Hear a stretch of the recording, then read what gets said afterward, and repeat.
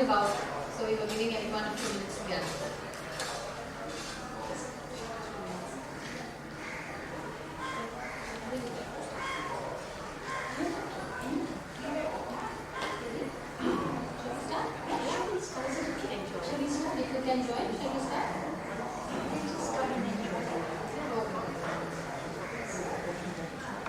I'd like to first of all welcome all of you here for this breakout group on inclusive education. On behalf of the Congress Committee, I would like to welcome all our panelists here today as well as all of you, because it's I'm just here to give you a little bit of a context of why we have so many sessions on parallelly during this Congress. We felt that the Montessori community has been quite open to the ideas of education, but in the day-to-day work of being Montessori teachers, we get sealed into our own world. And we too have to live in a larger world, and the issues are many, and we have to actually include and bring in people into work alongside us and to work alongside others. And actually, as a person who ran a Montessori school for a long time, the issue of inclusive education has been, for all of us, we know that appropriate education for all is something that we hold dear and we understand in the Montessori world. But also to cope and have the strategies that we need to actually make that into a reality, into a practice, that is much more the challenge.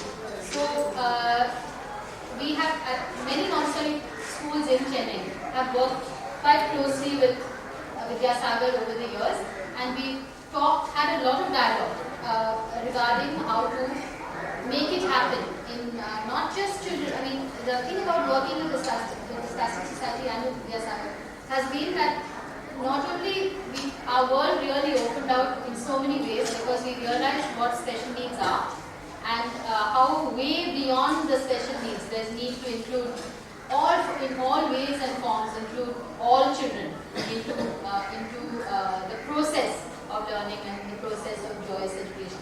So we worked with them for a long time. The lady Anda school from which Vijaya Srinivasan comes, and I'm delighted that they're all here today, is that we really think that the schools that have worked with children and seen them through have a wealth of experience to share with everyone. And of course, we must never forget the learners. I think Bhavna is, wonderful, has actually worked with technology to actually be a part of a process which would not have been possible for her maybe 15-20 years ago.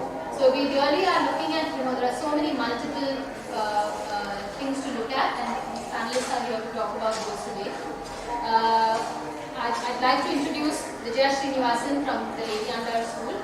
Actually, the Lady Andar School goes back a long way in Montessori education. Montessori came here many years ago, and then it has done some Montessori work, but they've also worked, I think, closely with Raju.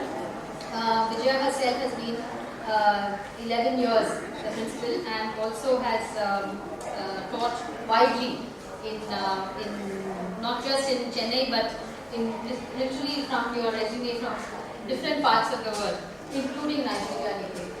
So we've been actually all over, and I think that the experience that she brings, because I think Bhavna was in school with me, I think. So I think the wealth that she brings to this is very special. So they're going to talk about that, and Raju is going to moderate the session and actually bring everybody into the session, because they see it as an interactive session. And of course, Bhavna is going to share her experiences today as well, and what she has achieved in the last few years. So welcome to the Congress, welcome to Inclusive Education, and welcome to a very, very, very good breakout session and good discussions and deliberations now.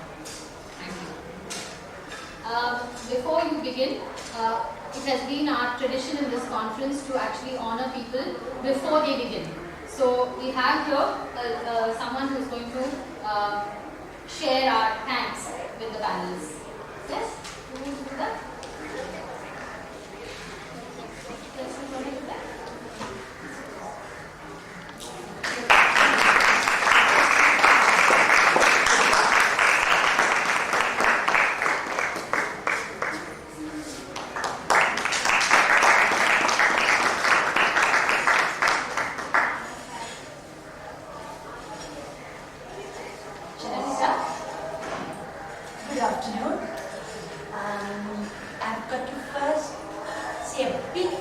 thank you to the Congress Committee, Montessori Congress Committee, to make this Congress possible. I think, as I was telling Rupu earlier, that after a long time, in fact, at least not in my memory, have we had an international education conference in Chennai. And I think it's a great thing, because we've got so many minds here which we can dialogue with, we can debate with, they can learn from us, we can learn from them, and it's a tremendous achievement to get a Congress so large away. Why don't you people come this side? I can't see you through the table. Yeah? And a big thank you to Rupu. Rupu's an old friend of mine, and it's really her zeal, her enthusiasm that has made this. Sorry. Just give you a conceptual framework of what inclusion actually means what inclusion means, and what it means to our country, to India per se. And then I will go on to Vijaya and tell you what the experience that she's had in Lady Anna, and finally to Bhavna. We're going to take 5 minutes each, because I want a lot of interaction, I want lots of questions, because I think it is a subject which has a lot of questions, which has various aspects to it. So I think we need to talk about that. So we need to do that. I'm a Montessori also. I did my Montessori ages and ages back. And then I did special ed and got into disability, the disability field.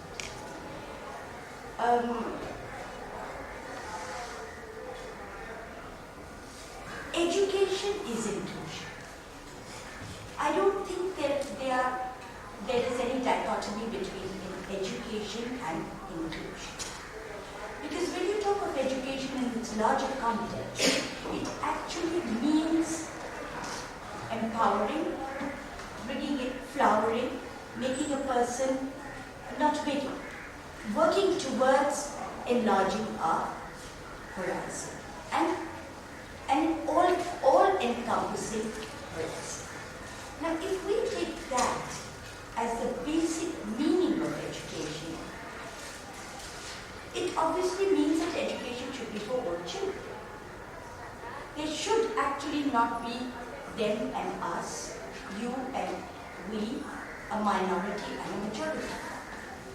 And today, specifically and especially today, it's crucial that we start looking at education for all children together.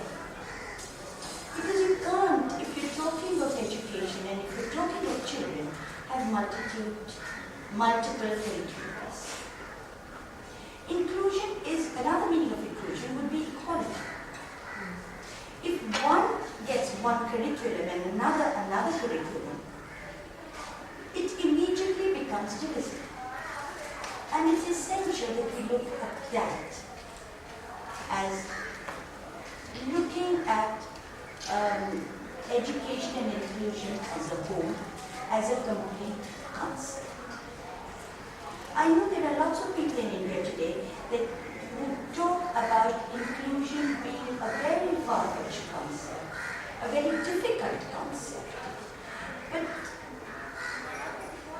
I think the point is difficulty and a far-fetched concept doesn't negate the importance of the concept itself. And that is what is crucial. In India today, we have 23 boards of education. It's the largest in the world. From SSLC to ICSC to state board to whatever, there are millions of boards. And there is your each school requiring different admission procedures, requiring different examination results. There are various divisive elements to education. Obviously, living in such a large country, it would be natural to assume. But when we talk of inclusion, we are not talking of disadvantage. Disability is one of the smallest minorities comes to children. It's not your larger minority, it's a smallest minority.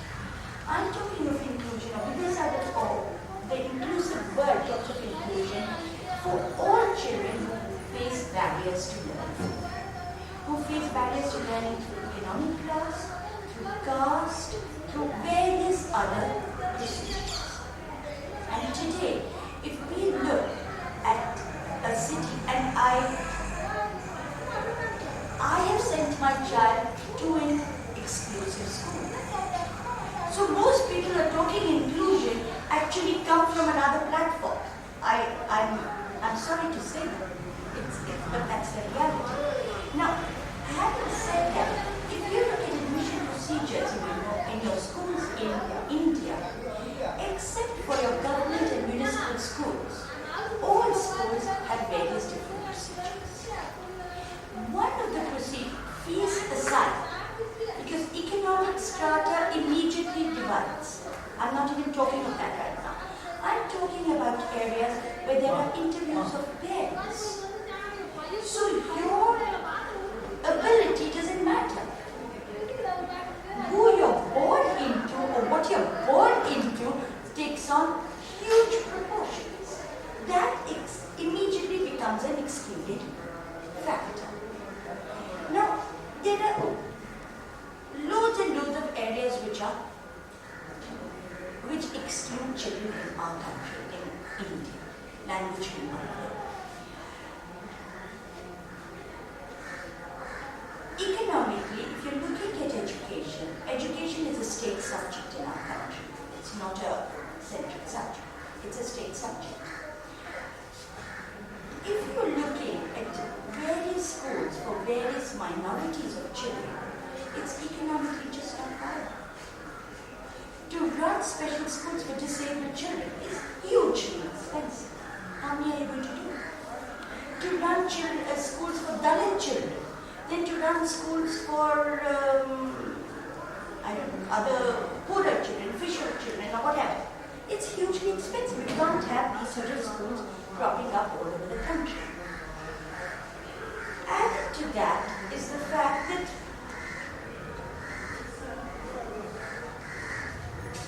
inclusive education is actually a political subject. The minute you leave out people from your education process, from your opportunity process, you're immediately actually making a statement that there is a very large majority which is actually going to call the shots. And there is a minority which has to actually buckle under. Now, if we are going to be part of that process, I think we need to then question and call ourselves educationists. We have to then start questioning whether the premise we are coming from is correct or not.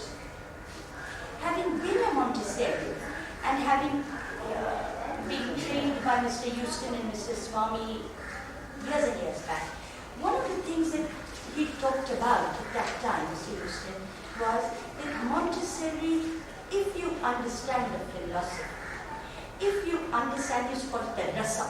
If you understand the rasa is what the essence of the movement of the Montessori philosophy, that's it. Don't get stuck with equipment, don't get stuck with everything else. Understand the essence of Montessori. And one of the essence, I think the premise that Montessori based her whole philosophy was on equality. It was just that she based it on an equal opportunity to all children. And that, as Montessorians we remember, I think that's a huge step forward in Indian education system. In India, we have huge numbers and very few resources. And government and municipal schools are considered, I'm now saying considered because I don't think they are as bad as they are to, are actually considered it's only available to people who cannot afford private education. The government school teachers and the municipal school teachers are always considered the worst in the hierarchy of teachers. Our work at Vidyasagar has been very closely associated with the government school teachers. And today, we realize actually your government school teachers are not having work. They are pretty good. They are rather good. If a teacher can cater to a class full of 80 kids and still manage to get results, you've got to say something for that. You can't actually shy away from the fact that she actually works with huge numbers. Plus, government schools are one, sorry to call them a breed, but I don't have a better word, a breed of schools which require trained teachers. Your private schools don't. They'd love it if they get trained teachers, but it's not mandatory. Lots of mothers whose children have grown up and they have time on their hands turn to teaching. And they go to private schools because government schools are not able to teach them. So if you actually look at the thing without extravagance, you will realize that your government and municipal schools are actually pretty good philosophically, practically. Yes, they don't produce a certain type of white-collar children, but that's not because of lack of teaching. That's because of the way they are considered, the way they are looked at. And that is the tragedy. Now, in inclusive education, in Vidyasagar, our belief is basically that all children need to be educated. Period. We will find ways and means of doing that. It doesn't matter how severe the disability, it doesn't matter how poor the child, it doesn't matter what. We will find the means and we will find the ways to do it. And that is the premise of Vidyasagar. Today in Vidyasagar is an organization that works with disability, by the way. We are an organization which has now got the largest number of disabled children in regular schools. We are supporting them. We are doing, very often we are paying the fees. We are finding the transport to take them there because our children don't always come from very well-to-do homes which can afford transport. And disability requires transport because public transport is impossible for a person with disability in the public transport. We are giving them the support that is required. But we are seeing that the children are there in mainstream schools. Because we hope and we know that unless we get them out there, by hook or by crook, the system is not going to change. We have to become stakeholders within the system. Only then will the system change. And that is what we have done. I'll just say a little thing about Bhavna. Bhavna is a Vidyasagar alumni. Then she went to Baby Andal and now she's in college. She just got her result, she's got 70s. She is completely non-verbal. And this sort of disability, even in the West, would find very difficult to get rid of. We don't have the technology that the West has. But we teamed up with IIT, we worked with the technology, and we made sure that she got the technology to do things and to go through school. There are lots of our children who can't write because we work with multiple disability, who can't speak. And those children require laptops. I don't see why they should get them. If that is going to get them into mainstream education, get them laptops. We got them laptops and they're in mainstream education. There are lots of our children who have mental retardation. We're working with them in mainstream schools. But our goal is that we need a whole school approach. I don't want this patch inclusion. Inclusion is not a part-time job. It's a way of life. I don't want these little go in for few, come out again. It has to be a whole school approach. And if it has to be a whole school approach, we've got to look at our school and the education system and evaluation system. So that's what I wanted to put the whole thing into perspective. I just want to read one small little paragraph. Yeah, it's from gurus like Tony Booth and Bellines, who worked hugely in the area of inclusive education. At its root, mainstreaming is a moral issue. It raises age-old questions. How do we want to live with each other? On what basis should we give priority to one value over another? How far does the majority want to go in accommodating the needs of the minority? And that, I think, is the basis of inclusive education.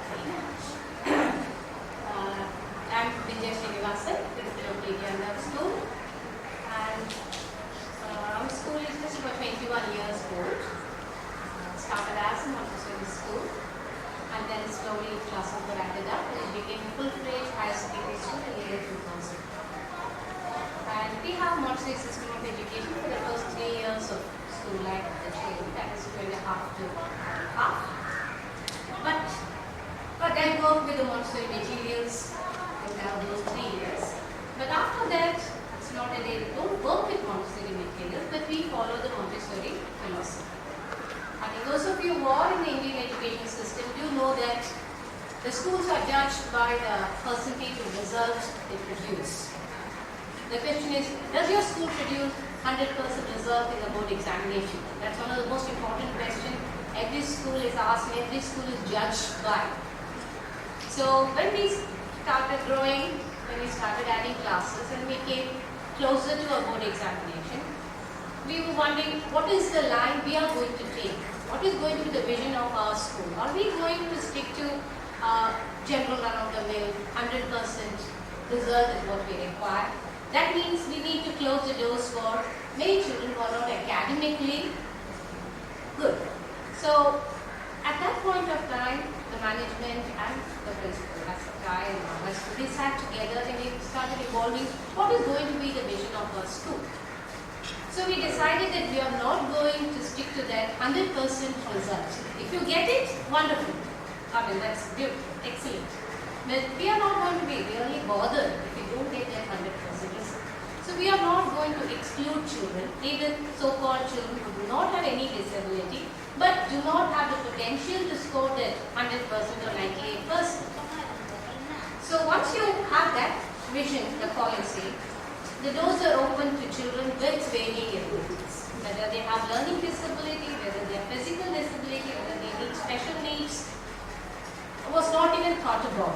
So we did not even think of admitting children, thinking that we are doing something different, we are doing an inclusive education. We did not give any name to what we were doing. So we will open our doors to children of all abilities, whether academically good, academically average.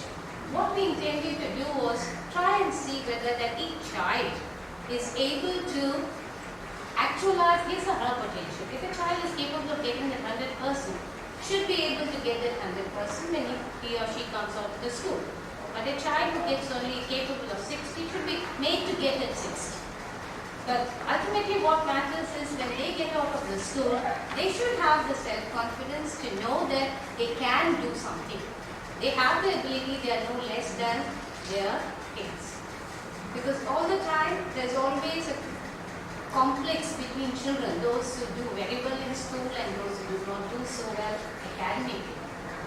Generally, the limelight is on those children who are more extroverted, who do academically well, get more chance to participate in all the school activities. So our school activities are open to all the children, and whether it is sports or annual day functions, all children are made to participate. Even if it is a small role, I have found that children are so happy. So happy. Children who have not been through our school right from the beginning, when they join us in the 11th standard, when we put them on stage, they come back and tell me that what a difference it has made to their self-confidence. When they practice, the interaction between the students is different than what it is in a classroom. When they practice for sport, the interaction is different from what they do in a classroom when you are teaching. they used to come and tell me, "Ma'am, it's the first time in my life I've gone on stage.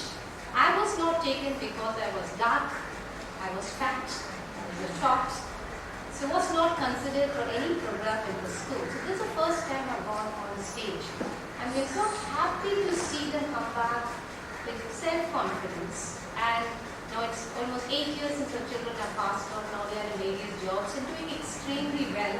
And they get picked because of their self-confidence. They just stand out in a crowd. And they come back and tell me, like 2 days back or a week back, they just keep coming back and telling us how much all these opportunities have helped them to be more self-confident. So we have taken children with learning problems. There are children with behavioral problems. I don't want to label as if I don't believe in labeling as ADD or ADHD or dyslexic or spastic or autistic. Whatever, there are plenty of labels you can give everyone. But then, what we always look at it is how best we can help a child. So sometimes it is, we have admitted children from spastic society, Sadhana, but at times we have we wondered, are we doing any good to the child? Are we helping the child in any way? Because the response you get from the children sometimes you really do not know whether, even for the teachers when they teach in their class, other children are able to respond by either verbally or by their expression. We don't know whether the children are following what is being done in the class. But then we do get a feedback that it does make a difference to the child. Like Rashid is one child. He was very sick for almost 2 months. He had out of school he had undergone some surgery. He came back, the first thing he did, right at the entrance when I walk in, he gives me such a big, beautiful smile every day and he'll wish me good morning and ask what has happened. Then he'll tell me, I must meet you before I go to the class. So today I've come in after 2 months, I want to go back to class. And what I have seen by admitting children with different abilities is other children also who do not have any disadvantage are able to appreciate, be a little more sensitive, and after a point of time, they don't see any difference. It is just one of them. They fight, they kick, they pull each other, they push each other. It happens. So it just becomes a normal routine for them. And they help each other. If they need to be pulled, whatever it is, they just do it without a second thought. It is not that this is a job I'm doing, I have to push this child, there's a wheelchair bound child, I have to push the child, I have to take her there or here. It doesn't matter to them, it just happens normally. When I call, okay, all the class 12 children go to the assembly hall or go to the library, automatically they just get taken to the library. They're just not left alone in a classroom waiting for somebody to do the. So, inclusive education has helped us in many ways. It has also opened our eyes to many things. And yes, sometimes we found we did face a lot of difficulties. We really wouldn't know what to do. It's like, okay, sports day. How do we include the children into our sports day activities? So always we've gone back to Sadhana. Excuse me. Tell us, what do we do? We are willing to go forward with it. But then, so we always need a little bit of help from Sadhana when we deal with children with special needs. For children with learning disabilities, we have the Mental Dyslexia Association who always supports and steps in whenever we need extra help. And all our children who have gone through the board examination with learning disability have come on to flying colors. I'm quite happy to see, in spite of all that we told the government has come up with a lot of concessions for children with needs.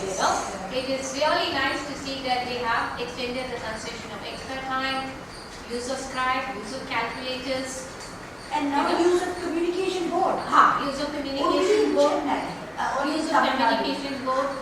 And I would really hope if they can also go ahead and allow use of computers for children to write their exam.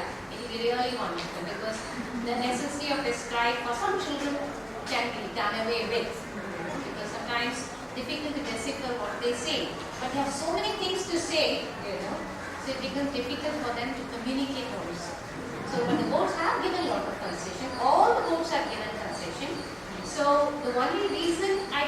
most schools find it difficult to admit is because they feel that their statistics will get affected if children with varying abilities are admitted. You are not sure whether they will clear the examination. Your statistics of 100% result may get affected if you admit. I really wish more schools will join hands in this inclusive education, because when we talk about inclusion, yes, out of the 30 students, more than half have a problem and you cannot call it as a mainstream schooling at all. Then it again becomes an exclusive school. So they have to learn to mix and move around with like any other person in society. So it is important for children with needs, and also important for other children also to accept them for what they are and help them to do what they can. And we are doing a very small thing, but in a small way we are trying to help. But then we always need support from our professionals who can guide us, tell us whether we are going on the right path. And I really thank Vidya Sadhana for that. So what more we have done, and we do hope we will be able to continue with our goals.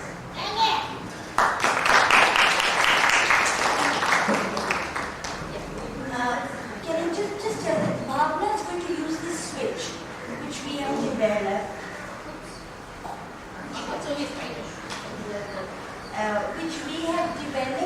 with IIT. This is a non-contact switch, but this has made all the difference to Bhavna. She uses it with her leg, so I'll have to turn her around. For her to be able to do her presentation. Thanks.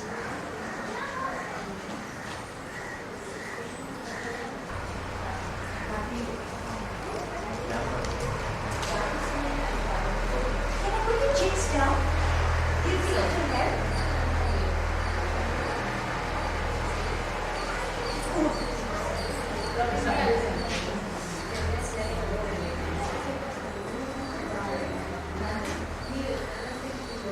It won't work.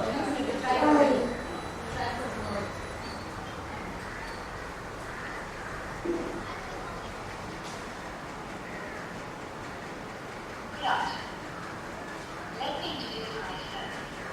I'm Bhavna, doing my first year Bachelor of Commerce, Corporate Secretariship. Let me introduce myself.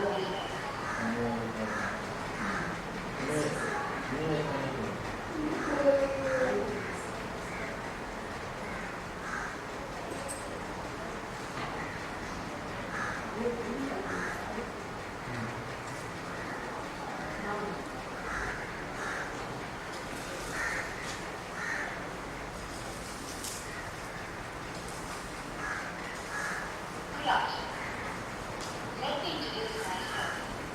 I'm Bhavna, doing my first year Bachelor of Commerce, Corporate Secretariship in Express College. I appeared for my SSLC exam from Vidya Sadhana. I did my higher secondary education from A.V. Andhra Education. I still remember my first few days at Vedanta. Those were the days of anxiety and excitement, trying to do my best, struggling to make others understand me, ignore the realities, and smile away all possibilities. The teachers at Vedanta did their best and gave me and my friends from Vidyasagar, who were included along with me, solid support, which we needed. Then slowly I would make a mistake. They were healthy, calling, and understanding. But I could never make a best friend or a pal or a cat to hang out with. Maybe because of the comfort zone I shared with my old friends from Vidyasagar, or maybe because of the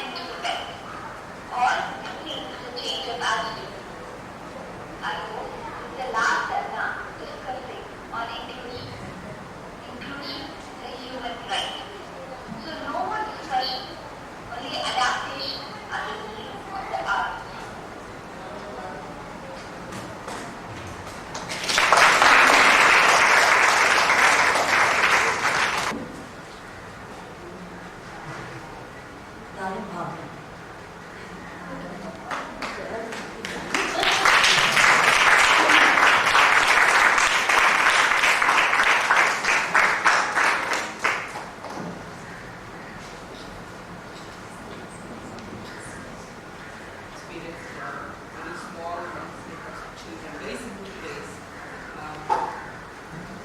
We had a child with special needs. In Chennai? And, I think he was labeled as autistic. It was a beautiful environment with children with this very beautiful child and two adults probably in a Montessori ratio. See, this child could not work. There was something not normal. He was getting frustrated and getting physical, breaking materials, misusing materials. The adult couldn't handle the child and he went to the extent he disturbed the normal peace, normal environment. The environment, the school was very empathetic to the child, wanted to help, but they didn't have the expertise. That one adult, two adults, then one adult had to sit exclusively with the child with the rest of the other adults handling the rest of the children. The proportion is not working properly. So special expertise is not there. And when you said, we are looking at result-oriented schools, it was not result-oriented. They couldn't practically handle the issue because they didn't have the expertise. They had to call the parents and say, do something about the child. The child would be better off in a special school rather than a school like this because we are not able to help the child. I don't know what would be your recommendation. No, normally what we do is we allow the child to have a helper. Apart from the teachers, there is always a helper can attend with the child. When you sit with the child and for the whole class, you will be sitting with the child, helping the child, and supporting the child, managing the child. So the normal helper is a special expert. not necessarily educated. If they are well and good, even otherwise, just give a support to the child so that the child is looked after, and then they will be help. Then comes the factor of affordability. At this point,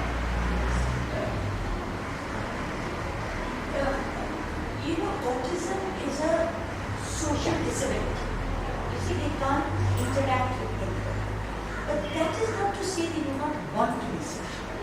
The desire to be in, they don't know how to. That is the problem. They don't know how. They don't know how to. They don't. Now, what we do, we put autistic children in Lady Anga, and we've got children with autism in other regular schools, also mainstream schools also. We send the caregiver sometimes, because most schools want a caregiver. But actually, say in a Montessori school where the learning, the material is what is essential. Now, having been a Montessori, I know how much we hold a certain Montessori culture important in a Montessori school. Now, how to handle the equipment, how to put it down, how to lift it, how to talk to each other, etc., etc., etc.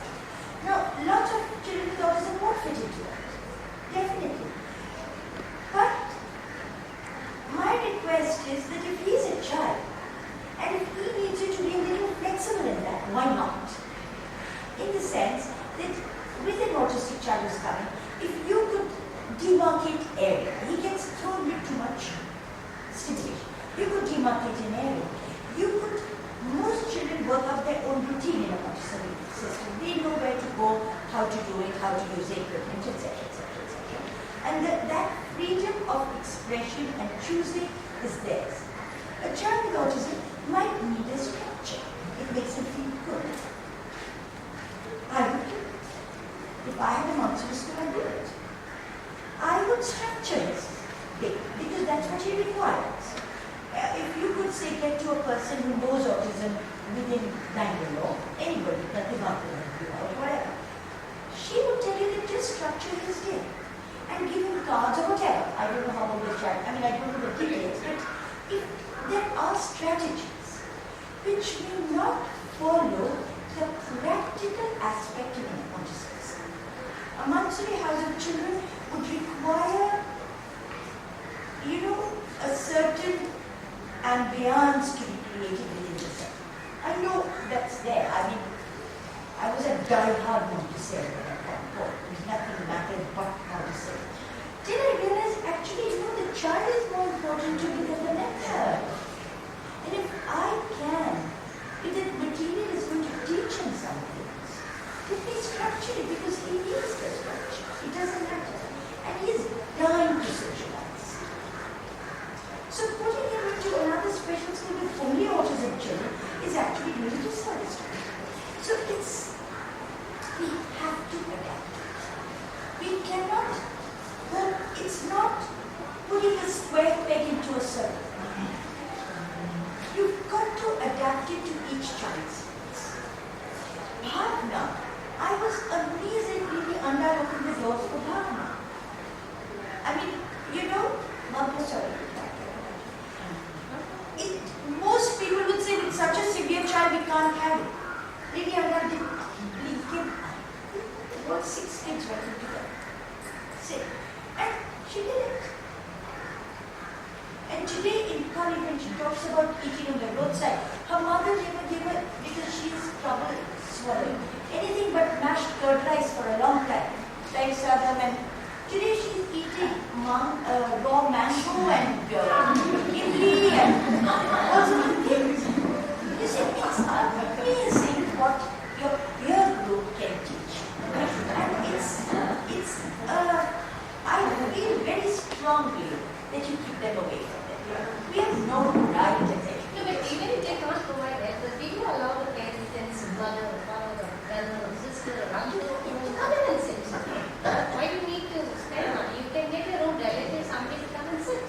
And all they require is initially few years they require that support. Once they grow up a little more, say 10 years or 11 years, they don't need that support. We had a child who had Asperger's syndrome. Asperger's, they have a major problem is social skills. He's a very high functioning autistic child. He came into school, he has the habit of reading loud when he reads a book, any book, whether it is a class book or a story book. So in the class when he was sitting and he was reading, his friend told him, in the class you are not supposed to read loud, you are supposed to read only to yourself silently. But that day he went home and the mother said, okay, now read. He said, no, my friend has told me not to read loud, I have to read quietly. So from that day onwards, he has been reading only quietly. So that just one day, the mother has been working with him for years together, but that one day really helped. We have children with autism, like Asperger's syndrome, like regular children. Yes, initial stages, children with autism, behavioral problem is very difficult to handle. But then you need it. Definitely you need it. Teachers with emphasis alone cannot handle that. You need it.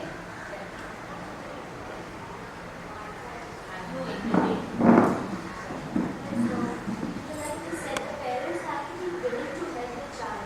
But what in the case of a child, especially the Indian male child, I had a boy in my class, oldest boy in the family, from the lower economic strata of the society. The parents were neglecting him, were not ready to accept the fact that their child needs extra help. So how much I will try to convince them, they don't agree with me. So what do you do then? Yeah, it is difficult. It takes a little time. Whether it is dyslexia or whether it is any other difficulty, parents find it very difficult to accept. It's always a denial for some time till the problem becomes so great that they find it very difficult to handle. At that time, they come back to you for help. So, whenever I suggest any help for a child to the parent, initial reaction is always one of denial and saying, no, I put tuition for my child, he can do it or she can do it. But then over a period of time, they change their ideas. But we have to be patient. Nothing else can help.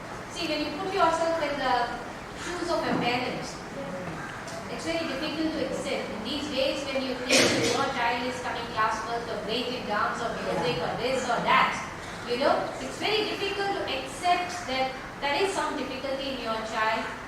He or she may not reach the level what you aspire him or her to be. So you have to be patient with the parents. There's no point in getting annoyed with them. Yes, it is difficult.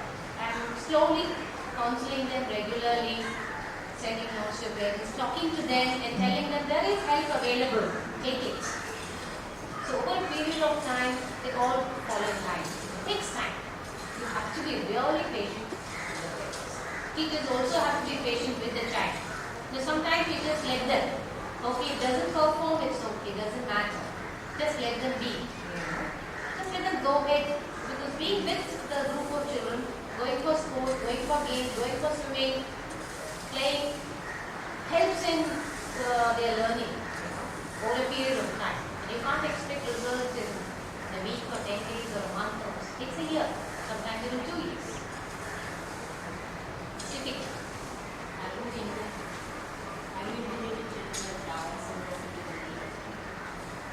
Well, children with mental retardation, yes, we have. But Dr. You have. What happens with mental retardation, when I talk about a full school approach, you've got to see them through school. Now, what happens with mental retardation is that at some point, I'm a great believer of Gandhi's basic education, where it's, hand and heart working together. You've got to learn how to use your hand. If the schools, like really Andal offers a huge extracurricular thing. Now, if there are schools which offer vocational streams for all children, it doesn't have to be all children would love to work with their hands too. If we could offer that, and most schools can actually afford to offer that, then they could choose. Then they could easily diversify. Plus, actually, our Indian 10 plus 2 plus 3 was a brilliant method to look at, if you could get basic education or your SSA method of teaching today. Conceptually, it's a brilliant concept. Not only a concept, it's a good system that they worked out. The implementation is important. But yes, with mental retardation we haven't got a child through school. I would admit that. But I think in a couple of years we'll start with that. See, the next option would be going for national open school. Yeah. We do offer a national open school for our children also. Children with learning difficulties also, so severe learning difficulties. They are not able to get through the mainstream board examination because at a time you have to give 5 or 6 subjects, which is difficult for them to really learn. So national open school is an excellent board for them. So up to 8th standard we try to keep the children in the mainstream, try to just don't detain them as such, but if necessary, of course, if the parents agree and they want them to repeat a class, they are not. Up to 5th standard we don't detain any child. And between 6 and 8, if they want to detain them for a year so that they will learn better, they do. And then from 8th standard we put them into the national open schooling system, whereby they learn one subject at a time. Over a period of time, they clear their 10th examination. After that, they can go into vocational stream. So many avenues are open to them. So you need a basic degree. That is very, very important. The 10th standard degree is important. Very important. Then you go into tourism, travel, catering, baking. So many other opportunities are there. That's it. Actually, Indiana is one of the few schools which offers more than one board. That's important, I think. That's essential that you can have a choice in boards. And with no discrimination between the boards. What would the class size be in a school? We are 30. Maximum of 30. How do you handle in a municipal school where your class size is about 60? There's one teacher. Those are most municipal schools that they live there because of emotional problems and many other reasons that they are range of abilities. So anyway, there are children who know maybe you take a 5th standard child who has children who don't know the alphabet and some who are reading quite good. How do you handle it? What kind of situations? You say that you need assistance, but what kind of assistance? See, but what I have seen of municipal schools in Chennai is, I would rather say some of them are excellent. See, you should go to a school in a municipal corporation school in Saidapet. They have a Montessori environment over there. And now in all the corporation schools they have started what is called the ADL, the activity-based learning. Excellent. I have seen it actually working beautifully in a corporation school. And school is located in an area called Genetics. There is a corporation school in our same locality. So we have adopted that school. So normally what happens in a corporation school is one teacher caters for class 6, 7 and 8, 1, 2, 3, 4, 5, etc. Because number of students in each class is limited and dropouts are really bad over there. So we have nominated one teacher, we pay for the teacher in that school. And secondly, our children go twice a week or thrice a week to the corporation school to help them to learn the theory, spoken language, English, and help them to do some drawing and craft and give them games. So we have sort of adopted a corporation school. That's one way that you can take care of the senior school children, like Interact Club is there. Most of the school they have Interact Club students. Give them a social service of going to those schools and dividing the children into groups and helping them to cope. Otherwise it's very difficult. You know, as a single teacher it's going to be difficult to teach 60 children. I'm very happy to hear what you're saying in Chennai because the municipal, I come from Mumbai and I have the opportunity to visit a lot of municipal schools there, and very frankly the condition is pathetic. There is almost no teaching, besides the poor infrastructure, there's almost no teaching happening. And we are one organization with an NGO which has adopted a school. We have put in teachers into that school. And because the school is now doing well, we have more parents are admitting children. So we have large, like our standard plan is about 100 children. And I think you may have to note it like we have on the check with the Harrington Road Association has started helping children with learning difficulties in their corporation school. See, it is actually it is a community which has to get involved in helping out children. And the best part in Chennai is the Rotary clubs of the various areas, like Rotary Club in City, Chennai or North or South, have adopted some of the corporation schools by providing them infrastructure, buildings, classrooms for them, furniture for them, and corporation schools are also becoming full-time computers. that is working well, but in a class with one teacher and children who need, ordinary volunteers are not able to cope. No, but the SSA methodology, the SSA system of inclusive education is well spelled out actually. The SSA, you've got to adopt, they have blocks. So suppose they take a block and they've got about 100 schools there. Then they have resource teachers. This is all part of SSA. Resource teachers which have to do pedagogic support system to these schools. Aside from that, they have also set up resource rooms in clusters. Within 6 schools or 8 schools, there has to be a cluster which has resources for children with special needs. And now they are looking at another thing which I'm not too happy about, but anyway it's there, is home-based learning. So if actually instead of putting teachers there, if you get your government, the Maharashtra government, to implement the SSA program as it is designed, it would benefit much larger people. I think with getting inclusive education has to go hand in hand with advocacy. Because NGOs can do this much, government can do that much, and government has the resources. SSA has huge resources, man. Funds are never constrained nowadays. SSA has a system of grants. And you have ABL. You got it all. It has to be independent. ABL is beautiful. It's only incorporated in schools. And now Vidyasagar has taken on the role of adapting all the ABI materials to discipline. So you adapt what is there. So what is there? Just adapt it. We were thinking of actually taking some of the ABL material back to Mumbai. The language material is wonderful. Wonderful. The lady the lady who runs it now, the singer of the school, is it? No. So I'll give you a phone. They will come to you, they will train you, they will give you material. All you do is pay for their travel.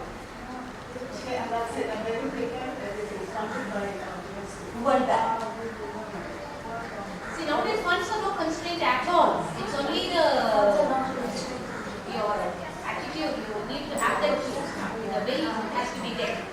I'm Jay. I'm from Manila, Philippines, and normally situated within the city and outside the city, accommodating children, students of all challenges, meaning whether it's a physical, academic, or emotional, psychological challenges. We're being catered now through the work of NGOs or non-governmental organizations. But what is your idea or your opinion about those who have academic challenges? Take a long time to finish the work, the curriculum, compared to those who are in a normal situation. Some schools have issued to another kind of diploma to those who have challenges, and a different diploma to those who have normal. So, what is your opinion about that? Because it's the society, the Philippine society is more what do you call that?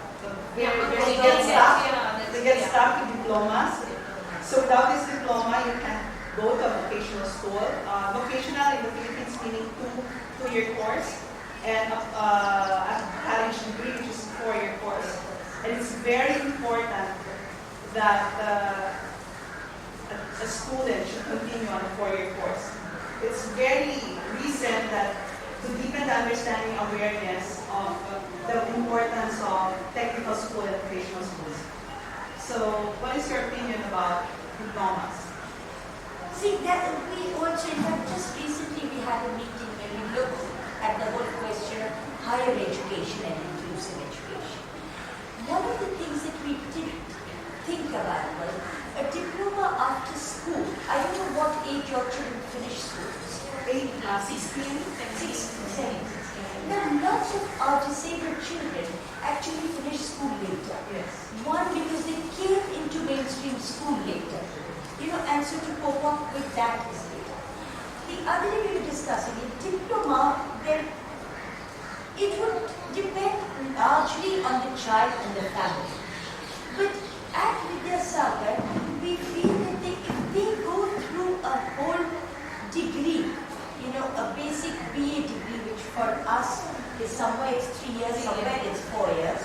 If they go through a BA degree, it is an opportunity to be able to handle and grow up much more. It's a growing up process, not only academic, it's also a maturing process. Now, that is, instead of doing a distance education course, which is always easier. Distance education, you sit at home and you do it. But that was one of the things. The other is technical education. I don't know about Manila, but technical education over here, we do have technical education, but it's not yet on par. There are not that many opportunities yet. But if there were, yes, if a child is really keen on something, we put them into technical education. But would you give a different diploma to this child? No. It's the same thing. Same. I would go for the same. We need, as Bhavna said, adaptations. You'd have to have adaptations. We have a child who's got a visual issue, but he's very, very fond of web design. Now we realize